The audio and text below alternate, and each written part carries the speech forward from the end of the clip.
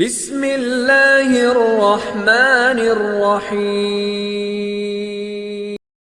جمال الوجود بذكر الإله وتصفو الحياة بنور هدى جمال الوجود بذكر الإله وتصفو الحياة بنور هدى وتطلب نفس له طاعة ويبلغ سعد إلى منتهى فؤاد شغوف. الحمد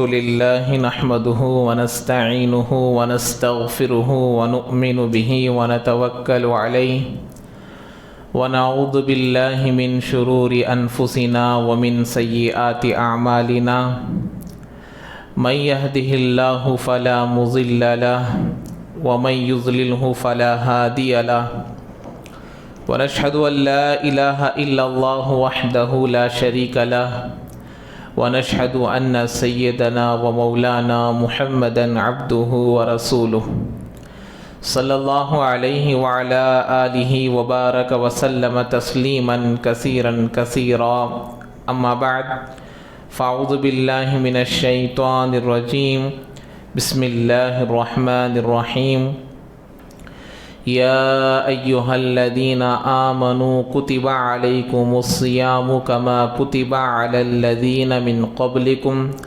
لعلکم تتقون. وقال النبی صلی اللہ علیہ وسلم کل عمل ابن آدم یضاعف الحسنات بعشر امثالها الى 700 ضعف الا الصوم فقال اللہ تبارک وتعالی الصوم لی وانا اجزی به یدع شہوته وطعامه لاجلی او کما قال النبی علیہ الصلاۃ والسلام. رب اشرح لی صدری ویسر لی امری واحلل عقدۃ من لسانی یفقہوا قولی. اللہم صلی علی سیدنا مولانا محمد فی اول کلامنا اللہم صلی علی سیدنا مولانا محمد فی اوسط کلامنا اللہم صلی علی سیدنا مولانا محمد فی آخر کلامنا.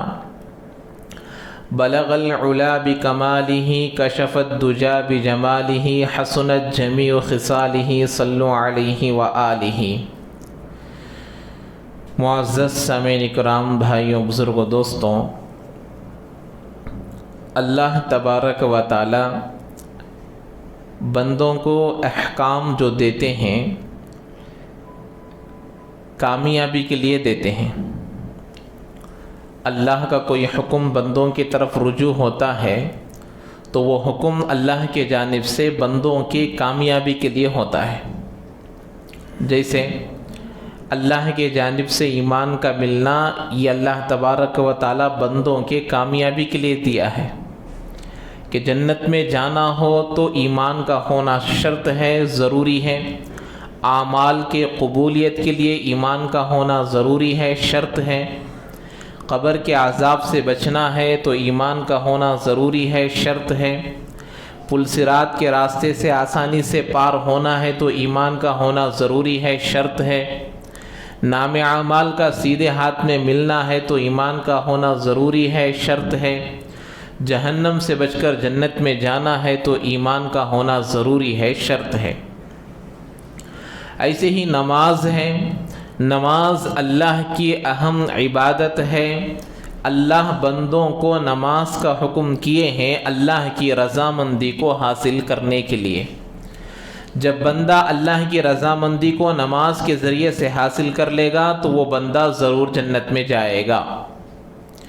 ایسے ہی اللہ تبارک و تعالی روزے کا اگر حکم دیے ہیں تو روزہ بھی اللہ تبارک و تعالی کامیابی کے لیے دیے ہیں. بندہ جب روزہ رکھ کر اللہ تبارک و تعالیٰ کے احکام پر عمل کرے گا تو اسے بھی اللہ کی رضامندی حاصل ہوگی اور جنت میں جانے کا سبب بنے گا.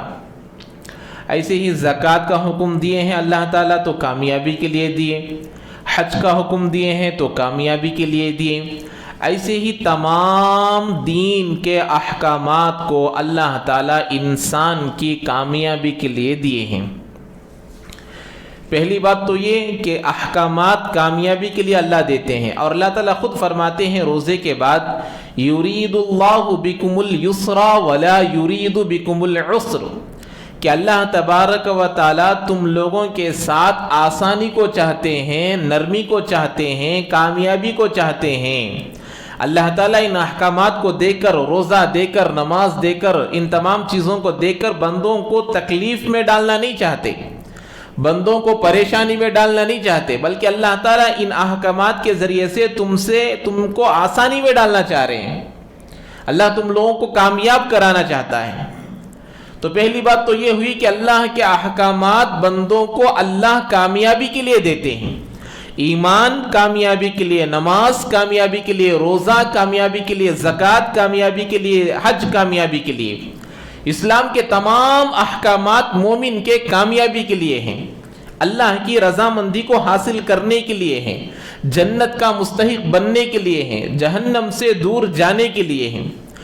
دوسری بات یہ ہے اللہ تبارک و تعالی بندوں پر احکام جو دیتے ہیں، احکام دینے سے پہلے احکام پر چلنے کی طاقت، قوت، استطاعت دیتے ہیں۔ جیسے ایمان لانا اس آدمی پر ضروری ہے جس کے اندر سوچ ہو، سمجھ ہو اور اس کے اندر عقل ہو۔ اگر آدمی کے پاس عقل نہیں ہے، وہ بیوقوف ہے، اس کے اندر سوچ سمجھنے کی طاقت نہیں ہے، اس کے اوپر ایمان لانا فرض نہیں ہے۔ اب وہ جو چاہے کر سکتا ہے، کیونکہ اس کی عقل ٹھکانے پر نہیں ہے، تو اللہ اس کو مکلف نہیں بنائیں گے کہ تو ایمان لے کر آ۔ اب دنیا میں جتنے لوگ ہیں سب باعقل ہے، باشعور ہے، ان کے اندر سوچنے سمجھنے کی طاقت ہے، صلاحیت ہے، اچھا برا سمجھنے کی صلاحیت ہے۔ تو اب یہ لوگ اگر بغیر ایمان کے جائیں گے تو اللہ ضرور ان سے سوال کریں گے، کیا تم لوگوں کے پاس کوئی ڈرانے والا نہیں آیا؟ تم لوگوں کے پاس کوئی سمجھانے والا نہیں آیا؟ اگر نہیں آیا تو بھی دنیا کی اتنی یہ قدرتیں، یہ جو قدرت ہے، یہ آسمان ہے، زمین ہے، چاند ہے، سورج ہے، ان کو دیکھ کر تو بھی تم ایمان لانا تھا۔ افلم ينظروا الى السماء، افلم ينظروا الى السماء، اللہ تعالیٰ کہ کیا تم دیکھتے نہیں آسمان کو؟ کیف بنیناھا، ہم نے اس کو کیسا بنایا ہے؟ اور اللہ خود فرماتے ہیں افلم ينظروا الى الابل کیف خلقت، کیا تم اونٹ کو نہیں دیکھتے ہم نے اونٹ کو کیسا جانور بنایا ہے؟ 8 دن تک اگر اس کو پانی نہیں ملے گا تو وہ اپنی زندگی گزار لے گا۔ تو اللہ تعالیٰ ایمان، عقل رکھنے کے باوجود، سوچ رکھنے کے باوجود، سمجھ رکھنے کے باوجود، اپنا ذہن ٹھیک ہونے کے باوجود بھی اگر ایمان نہیں لایا، اب اللہ اس کی پکڑ کریں گے۔ اگر بیوقوف ہے، اس کے اندر عقل نہیں ہے، سمجھ نہیں ہے، سوچ نہیں ہے، اب اللہ اس کو سوال نہیں کریں گے کہ تو کیوں مجھ پر ایمان نہیں لے کر آیا، کیوں نبی کے احکامات پر عمل نہیں کیا، اللہ اس کو نہیں پوچھیں گے۔ ایسے ہی نماز کے بارے میں اللہ کے نبی، میرے اور آپ کے آقا جناب محمد رسول اللہ صلی اللہ علیہ وسلم نے ارشاد فرمایا، مروا اولادکم بالصلاۃ وهم ابناء 7 سنین، تم اپنے بچوں کو 7 سال کی عمر میں نماز کا حکم کرو۔ 7 سال کا بچہ نہ اس کو اللہ معلوم ہے، نہ رسول معلوم ہے، نہ اس کو دین کی کوئی سمجھ ہے، پھر بھی اللہ کے نبی اس کو نماز کے پڑھنے کا حکم دینے کو کہہ رہے ہیں۔ 7 سال کا بچہ، اور اللہ کے نبی آگے چل کر فرمائے مروا اولادکم، اب اور تم اپنے بچوں کو مارو علیہا، نماز چھوڑنے پر، کب؟ وہم ابناء 10 سنین، جب وہ 10 سال کے ہو جائے۔ حالانکہ 10 سال کے بچے پر نماز فرض نہیں، 10 سال کے بچے پر احکام فرض نہیں، اللہ کے نبی مارنے کا حکم دے رہے ہیں. کیوں؟ اس لیے کہ بچہ ہے، بچہ کچا ہوتا ہے، کچی دیوار کی طرح ہوتا ہے. کچی دیوار پر جو نشان پڑ گیا اب وہ نشان ہمیشہ رہے گا. ایسے ہی بچہ اگر بچپن میں نمازی بن گیا اب وہ موت تک نمازی رہے گا.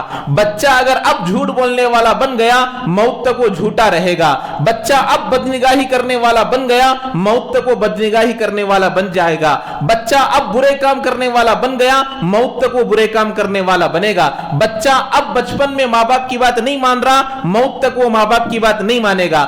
بچپن میں جس بچے کے اندر ماں باپ کی وقار پیدا ہو گئی، ماں باپ کی محبت پیدا ہو گئی، ماں باپ کی عظمت پیدا ہو گئی، موت کی آخری سانس تک بھی وہ اپنے ماں باپ کی قدر کرے گا، اپنے ماں باپ کی عظمت کو سمجھے گا، اللہ کی عظمت کو سمجھے گا. اسی لیے میرے آقا نے فرمایا نماز عبادتوں میں سب سے بہترین عبادت ہے، اللہ کے احکامات میں سب سے بہترین حکم ہے. تو ایسا حکم اپنے بچوں کو 7 سال سے عادت ڈالو. حالانکہ اس کے اوپر نماز فرض نہیں ہے. تو نماز اگر یہ بچہ بالغ ہونے سے پہلے اگر اللہ اس کو اپنے پاس بلا لیا، 12 سال میں، 13 سال میں، 10 سال میں اپنے پاس بلا لیا، اللہ اس کو نہیں پوچھیں گے اے میرے بچے، اے میرے بندے، تو دنیا میں گیا تھا، 12 سال کی عمر پایا تھا، کیوں نماز نہیں پڑھا؟ اللہ اس کو نہیں پوچھیں گے. کیوں؟ مکلف نہیں ہے. لیکن پھر بھی اللہ کے نبی 10 سال میں مارنے کا حکم دے رہے ہیں، 7 سال میں نماز کا حکم کرنے کا حکم دے رہے ہیں. کیوں؟ بچپن کی زندگی کچی دیوار کی طرح ہے. کچی دیوار میں جو پڑ گیا نشان وہ ہمیشہ رہے گا. اس کی حفاظت کرنا، اس میں جو تم رکھنا چاہتے ہو رکھو اور جو چھوڑنا چاہتے ہو اس کو چھوڑو. تو اللہ اس کو سوال نہیں کریں گے کہ کیوں نماز نہیں پڑھا. وہی اگر بالغ ہو کر ظہر میں بالغ ہوا، ظہر پڑے بغیر مر گیا، ظہر کی نماز میں بالغ ہوا بچہ، 15 سال پورے ہو گئے ظہر کی نماز میں، اللہ نہ کرے، اللہ سب کو صحت نصیب فرمائے، عمر میں برکتیں نصیب فرمائے، اگر کوئی بچہ ظہر میں بالغ ہو کر عصر میں انتقال ہو گیا، اللہ اب اس سے سوال کریں گے کہ بندے تیری زندگی میں ایک نماز فرض ہو گئی تھی، اس نماز کو تو نے کیوں نہیں پڑھا؟ اب اللہ اس سے سوال کریں گے. کیوں؟ اب بالغ ہو گیا تو اب نماز کا حکم اس کے اوپر لاگو ہو گیا، وہ نماز کا مکلف بن گیا، نماز پڑھنے کی طاقت تیرے اندر آ گئی، نماز پڑھنے کی قوت تیرے اندر آ گئی، نماز پڑھنے کی استطاعت تیرے اندر آ گئی. اب نماز پڑھے بغیر تو زندگی نہیں گزار سکتا. اگر گزارے گا تو اللہ تجھے اس کا حساب پوچھیں گے. آخرت میں اللہ تبارک و تعالیٰ سب سے پہلے نماز ہی کا حکم پوچھیں گے. تو ایمان لانا ہے تو ایمان لانے کی طاقت ہے تو ایمان کا سوال کریں گے اللہ. بے وقوف کو اللہ سوال نہیں کریں گے کہ کیوں ایمان نہیں لے کر آیا. پاگل کو اللہ سوال نہیں کریں گے کہ کیوں ایمان نہیں لے کر آیا، کیوں رسول کی باتوں پر عمل نہیں کیا. بے وقوف کو نہیں پوچھیں گے، پاگل کو نہیں پوچھیں گے ایمان کیوں نہیں لے کر آیا. لیکن عقل، شعور سب ہونے کے باوجود اللہ پر ایمان نہیں لایا، اللہ پوچھیں گے. نماز کو بھی ایسا ہی، بالغ ہو گیا، ایک نماز بھی قضا ہو گئی، اللہ پوچھیں گے کہ بندے تو ایک نماز کیوں چھوڑ کر آیا. تو بالغ ہونا نماز اس کے اوپر فرض ہو جاتی ہے. اسی طریقے سے زکوٰۃ اللہ تبارک و تعالیٰ بندوں پر فرض کیے. اب زکوٰۃ کے متعلق اللہ جو بھی احکام دیتے ہیں کامیابی کے لیے دیتے ہیں، اور احکام جو دیتے ہیں دینے سے پہلے احکام پر چلنے کی طاقت دیتے ہیں. ایمان دیے کامیابی کے لیے، نماز دیے کامیابی کے لیے، روزہ دیے کامیابی کے لیے، زکوٰۃ دیے کامیابی کے لیے، حج دیے کامیابی کے لیے، سب کے لیے. اور دینے سے پہلے اللہ اس پر چلنے کی، عمل کرنے کی طاقت دیتے ہیں. اب زکوٰۃ کا مسئلہ، زکوٰۃ اب میرے پاس 20 لاکھ روپے میرے پاس موجود ہے، ہونے کے باوجود بھی اگر میرے پاس 20 لاکھ کا قرضہ ہے تو اس کے اوپر 1 روپیہ بھی زکوٰۃ نہیں ہے. اللہ کہہ رہے ہیں نا، یرید اللہ بکم الیسرا، اللہ آپ لوگوں سے آسانی چاہتے ہیں، اللہ تنگی کو نہیں چاہتے. تو 1 سال گزر گیا، اس کے اوپر قرضہ نہیں ہے، مال زائد ہے, گھر میں بچا ہوا ہے, اب زکات نکالنا. تو زکات نکالنے کی طاقت دیکھو اللہ کیا بول رہے ہیں, کھا کر, پی کر, اوڑھ کر, پہن کر, گھر کا خرچہ, گھر کا کرایہ, اپنے ضروریات میں خرچ کرنے کے بعد جو نیٹ اماؤنٹ بچے گا, جو سونا جو چاندی بچے گی, اس میں ہمیں زکات نکالنا ہے. اللہ چاہتے تو بول سکتے تھے قرضہ ہو کچھ بھی ہو زکات نکالنا تو نکالنا, نہیں, اللہ آسانی کیے.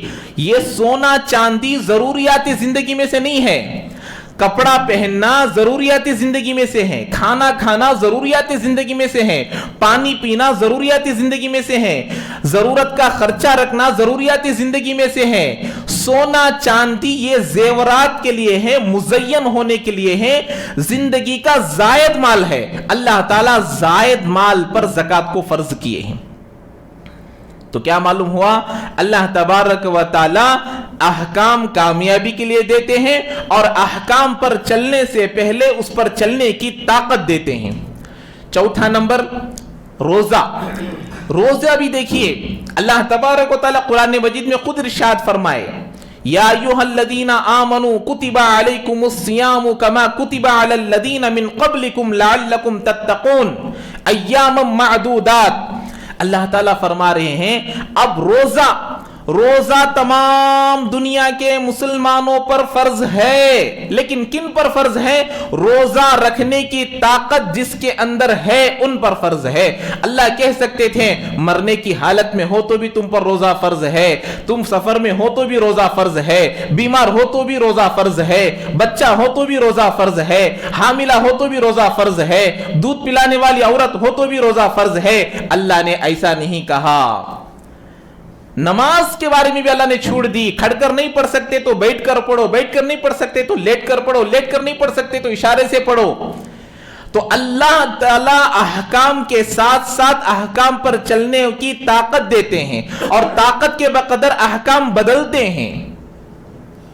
قرض دار زکات نکال رہا ہے تو اس کے لیے کچھ الگ, قرض ہے تو اس کے اوپر زکات نہیں, قرض بھی ہے مال بھی ہے اب اس کے اوپر زکات الگ. اس طریقے سے اللہ احکام پر چلنے کی پہلے طاقت دیتے ہیں. نماز پڑھنے کی طاقت, روزہ رکھنے کی طاقت, زکات دینے کی طاقت دینے کے بعد اللہ حکم دیتے ہیں. ہاں اب اس کے اندر روزہ رکھنے کی طاقت ہے, روزہ رکھو, نماز پڑھنے کی طاقت ہے, نماز پڑھو. اب یہ زکات کے روزے کے بارے میں اللہ تعالیٰ قرآن مجید میں ایک آیت نازل فرمائے. اللہ تبارک و تعالیٰ ایک حاکم کے مانند ہے, بادشاہ کے مانند ہے, شہنشاہوں کے شہنشاہ کے مانند ہے, لیکن جب روزے کی باری آئی تو اللہ تعالیٰ نرم انداز سے حکم دے رہے ہیں, پیارے انداز میں بندوں کو سمجھا رہے ہیں. یا ایھا الذین آمنو, اے میرے ایمان والے بندوں, کتب علیکم الصیام, تم پر روزہ فرض کر دیا گیا ہے, کما کتب علی الذین من قبلکم, تم پر صرف تم پر فرض کر کر میں ظلم نہیں کر رہا ہوں, میں زیادتی نہیں کر رہا ہوں. تم سے پہلے بھی بہت ساری امتیں آئی تھی, تم سے پہلے بھی بہت سارے لوگ آئے تھے, ان پر بھی روزہ تھا تو تم پر بھی روزہ ہے. اب تم روزہ رکھو گے تمہیں انعام ملے گا. وہ کیا انعام؟ لعلکم تتقون, تمہارے اندر اللہ کا ڈر, اللہ کا خوف, اللہ کی محبت, اللہ کی خشیت تمہارے دلوں کے اندر پیدا ہو جائے گی. مثال کے طور پر ایک باپ ایک بچے کو کام کے لیے بلاتا ہے, بیٹے ادھر آؤ, اب پیار سے بلا رہے, میرے لاڈلے بیٹے ادھر آ, دکان کو جا کر یہ سامان لے کر آ, یہ کام میں تیرے بڑے بھائی سے بھی لیتا تھا, یہ کام کرے گا تو تجھے میں 5 روپیہ دوں گا. اللہ ایسے ہی کہہ رہے ہیں, میں نے اے ایمان والوں آؤ سنو, میں نے روزہ فرض کیا جیسے کہ پہلی امتوں پر کیا تھا, اس کو رکھو گے. جیسا باپ بولتا ہے کہ تو یہ کام کرے گا تو 5 روپیہ دوں گا, اللہ کہہ رہے ہیں تم روزہ پابندی سے رکھو گے تو میں تم کو متقی بناؤں گا. اب اللہ پھر آگے کہہ رہے ہیں, ایام معدودات، بہت سال بھر رکھنے کی ضرورت نہیں، ایک دن چھوڑو ایک دن رکھو، ایک دن چھوڑو ایک دن رکھو، پورا 360 دن میں آدھا دن آدھا سال رکھنے کا حکم اللہ دے سکتے تھے، ایسا نہیں، گنتی کے کچھ دن ہیں۔ اللہ کی حکمت میں سے ایک حکمت یہ ہے، پورے دنیا میں آپ امریکہ میں جائیے، انگلینڈ میں جائیے، سعودی میں جائیے، آسٹریلیا میں جائیے، کہاں پر بھی جائیے، اب رمضان کا مہینہ چل رہا ہے، اللہ کا مزید احسان کرم عنایت یہ ہوئی کہ پورے دنیا میں ایک ساتھ روزہ رکھنے کا حکم دیا تاکہ تمام مسلمانوں کو روزہ رکھنے میں آسانی ہو، لوگوں کو تھوڑا آسانی ہو جائے کہ روزہ رکھے، ماحول ہے روزہ رکھے۔ سال بھر میں جب چاہے روزہ رکھ سکتے تو روزہ رکھنا مشکل ہو جاتا تھا۔ آپ لوگ عورتوں سے پوچھ کر دیکھو، اللہ ان کو معذور بنایا ہے، رمضان میں جو روزے چھوٹ جاتے ہیں ان کو سال بھر میں رکھنے میں کتنی دشواری ہوتی ہے، اٹھ کر نہیں رکھ سکتے، پریشانی ہوتی ہے، قضا 50 60 70 100 120 روزوں تک کے قضا ہوتے ہیں عورتوں کے، کیوں؟ ان کے روزے چھوٹ جاتے ہیں۔ اگر اللہ بھی ہم کو ایسا کہتا کہ سال بھر جب چاہے رکھو تو نہیں ہو سکتا تھا، اللہ نے ایک ساتھ حکم اس لیے دیا تاکہ سب مل کر کمیونٹی میں مل کر کرنے میں، نماز جماعت کے ساتھ پڑھو، روزہ سب مل کر رکھو، زکوٰۃ سب مل کر دو، زکوٰۃ سب مل کر دو، اور حج سب مل کر ایک ساتھ کرو۔ ایک ساتھ کرنے میں اللہ کے احکام آسانی سے ادا ہوتے ہیں۔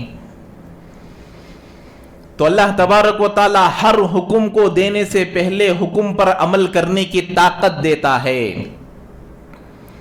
نماز، روزہ، زکوٰۃ۔ اب حج کے بارے میں آئیے۔ حج اللہ تبارک و تعالی ہم پر فرض کیا، کہہ سکتا تھا اللہ زندگی میں ایک مرتبہ ضرور حج کرنا، چاہے وہ بھکاری ہو، چاہے وہ کروڑ پتی ہو، چاہے وہ لکھ پتی ہو، چاہے وہ قریب میں رہنے والا ہو، چاہے وہ شہر میں رہنے والا ہو، مرنے سے پہلے حج کر آنا ورنہ آپ لوگوں کو جہنم ملے گی، اللہ کہہ سکتے تھے لیکن نہیں کہا۔ من استطاع الیہ سبیلا، وہاں تک جانے کی جس کے اندر طاقت ہے، قوت ہے، استطاعت ہے، خرچہ ہے، پیسے ہیں، ویسا آدمی اگر حج کو نہیں جائے گا اس کے اوپر اللہ پوچھیں گے، اس کو اللہ پوچھیں گے، اے بندے میں نے تجھے مالدار بنایا تھا، میں تجھے پیسے دیا تھا، میں تجھے ثروت والا بنایا تھا، کیوں حج ادا نہیں کیا؟ اللہ اس کو پوچھیں گے۔ ایک آدمی ہے، غریب ہے، اب اس کو حج کیے بغیر مرا تو اللہ اس کو پوچھتے ہی نہیں، چار ہی احکام، ایمان، نماز، روزہ، زکوٰۃ، بس۔ اگر اور غریب ہے، زکوٰۃ بھی نہیں، ایمان، نماز، ان دونوں پر اللہ، روزہ، ان تینوں پر اللہ تبارک و تعالیٰ اس کو ختم کر دیں گے۔ پوری زندگی بیمار رہا، روزہ بھی نہیں پوچھیں گے، اور اگر پاگل رہا اللہ تبارک و تعالیٰ ایمان بھی نہیں پوچھیں گے کہ کیوں ایمان نہیں لے کر آیا۔ تو اللہ تعالیٰ یہ 5 احکام دیے ہیں اللہ انسانوں کو کامیاب کرنے کے لیے، اور 5 احکام دینے سے پہلے 5 احکام پر عمل کرنے کی طاقت دیے ہیں۔ تو میرے بھائیوں، یہ روزے جب اللہ کی ذات سے امید ہوگی کہ روزہ رکھنے پر مجھے یہ ملے گا، روزہ رکھنے پر مجھے یہ نیکی ملے گی، تو احکام بوجھ نہیں دکھیں گے۔ جب ثواب کی امید نہیں رہے گی تو روزہ بوجھ لگے گا کہ روزہ اتنی بڑی گرمی میں، اتنی بڑی پریشانی میں، 40 ڈگری میں روزہ رکھنا، اتنی گرمی میں روزہ رکھنا۔ جب ایمان بن گیا، ثواب کی امید آ گئی، اب آدمی 80 سال کی عمر کا ہے، شوگر پیشنٹ ہے، اللہ کی ذات پر امید رکھ کر روزہ رکھتا ہے، تو اس کا روزہ اللہ تعالیٰ آسانی سے پورا کر دیتے ہیں۔ احتساب، اللہ کے نبی نے فرمایا، من صام ایمانا و احتسابا غفر له ما تقدم من ذنبه، جس کسی نے روزہ رکھا ایمان کے ساتھ، ثواب کی امید کے ساتھ، اللہ نے کہا کہ اس کے پچھلے پورے گناہ معاف۔ من قام رمضان، جس نے رمضان میں قیام کیا، تراویح پابندی سے پڑھا، راتوں کی عبادت پابندی سے کیا، ایمان کے ساتھ، ثواب کی امید کے ساتھ، غفر ما تقدم من ذنبہ، اس کے پورے گناہ معاف ہو جائیں گے۔ تیسری بات اللہ کے نبی نے فرمایا، من قام لیلۃ القدر، جس نے لیلۃ القدر میں عبادت کی، ایمانن، ایمان کے ساتھ، احتسابن، ثواب کی امید کے ساتھ، اللہ نے کہا غفر ما تقدم لذنبہ، اس کے پورے گناہ معاف ہو جائیں گے۔ ایمان کے ساتھ، احتساب، اللہ کے تمام احکام آسان ہوں گے جب ثواب کی امید ہوگی. اور اس کے بعد اللہ کے نبی علیہ الصلوۃ والسلام نے فرمایا کل عمل ابن آدم جو بھی عمل کرتا ہے, جو بھی عمل نیک عمل کرتا ہے, اللہ کے نبی نے فرمایا کل عمل ابن آدم یضاعف الحسنات الى 10 امثالها الى 700 ضعف. جب آدم علیہ السلام کا بیٹا, دنیا میں آنے والے تمام آدمی لوگ مومن جب نیک کام کرتے ہیں تو اللہ تعالیٰ ایک نیک کام کے بدلے میں 10 نیکیوں سے 700 نیکیوں تک دیتے ہیں.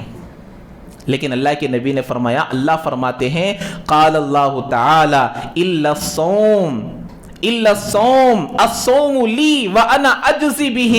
لیکن روزہ ایسا ہے کہ میں اس کا ثواب گن کر نہیں دوں گا, اس کا ثواب میں خود دوں گا. اور ایک دوسری حدیث میں اجزا کہا گیا کہ روزے کا بدلہ میں خود ہوں. اللہ اتنا بڑا ثواب دینے والے ہیں روزے کے بدلے میں. روزہ اگر ہم جیسا رکھیں گے, جیسا رکھنا ہے, جیسا رمضان گزارنا ہے گزاریں گے تو اللہ تبارک و تعالی, دیکھیے روزے میں آدمی کے اندر اللہ کا ڈر کتنا ہوتا ہے. ایک بند کمرہ ہے, اپنی حلال کمائی کی بریانی رکھی ہوئی ہے, ٹھنڈا جوس رکھا ہوا ہے, نہ مجھے میرا باپ دیکھ رہا ہے, نہ میری ماں دیکھ رہی ہے, نہ میری بیوی دیکھ رہی ہے, نہ پڑوس دیکھ رہے ہیں, کوئی نہیں دیکھ رہے ہیں. چاہے تو وہ آدمی ایک نوالا کھا سکتا ہے, لیکن دنیا کی کوئی ٹیکنالوجی اس کو نہیں روک رہی ہے, کوئی پاورفل آدمی اس کو نہیں روک رہا ہے. اللہ کا ڈر اس کو روک رہا ہے کہ میں نے اللہ کے لیے روزہ رکھا ہے, میں ایک دانہ بھی میرے حلق کے نیچے نہیں اتاروں گا. یہ اللہ کا ڈر یہی کہہ رہے ہیں کہ تم روزہ ٹھیک سے رکھو, تم متقی بن جاؤ گے. ارے کمرے میں, روم میں تو الگ بات, منہ میں جو کلی کرنے کے لیے پانی لیتے ہیں, وہ پانی اگر میں پی لوں گا تو دنیا کے کسی آدمی کو کیسے معلوم ہوگا, لیکن آدمی پانی نہیں پیے گا کہ میں اللہ کے لیے روزہ رکھا ہوں, میں اللہ کے لیے روزہ پورا کروں گا.